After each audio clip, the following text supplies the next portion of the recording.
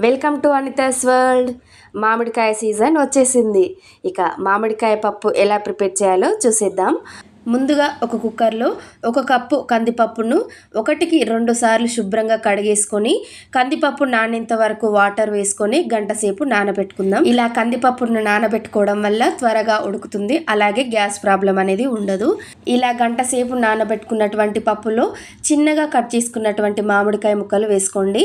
మామిడికాయ అనేది పులుపుని బట్టి ఆధారపడి ఉంటుంది కాబట్టి చూసి వేసుకోండి. తర్వాత సన్నగా కట్ చేసుకున్నటువంటి ఉల్లిపాయ ముక్కలు, కరివేపాకు, పచ్చిమిర్చి, అలాగే 1 టేబుల్ స్పూన్ వరకు కారపొడి, 1/2 టేబుల్ స్పూన్ ధనియాల పొడి, 1/2 టేబుల్ స్పూన్ పసుపు, చిన్నగా కట్ చేసుకున్న వెల్లిపాయ ముక్కలు, 1/2 టేబుల్ స్పూన్ జీలకర్ర, చివర్లో 1 టేబుల్ స్పూన్ వరకు నూనె యాడ్ చేసుకోవాలి.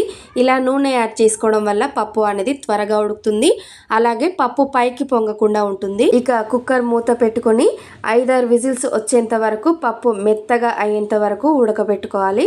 ఇలా 5-6 విజిల్స్ వచ్చిన తర్వాత స్టవ్ ఆఫ్ చేసి పక్కన పెట్టేసుకుందాం. ఇక ఈ పప్పులో 1 టేబుల్ స్పూన్ వరకు ఉప్పు వేసుకొని పప్పు గుత్తితో మెత్తగా అయ్యేంత వరకు మెదుపుకోవాలి.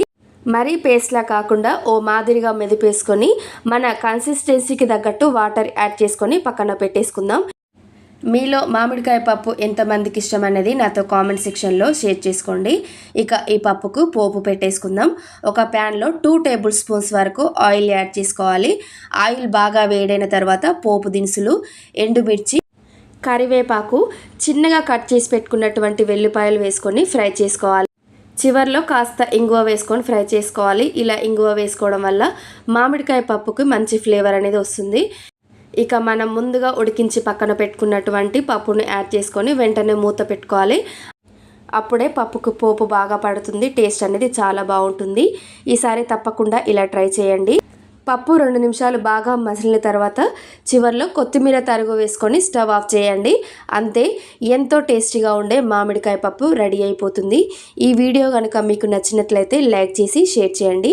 ఇలాంటి మరెన్నో కుకింగ్ వీడియోస్ కోసం మన ఛానల్ని సబ్స్క్రైబ్ చేసుకోండి. Thank you for watching. Bye.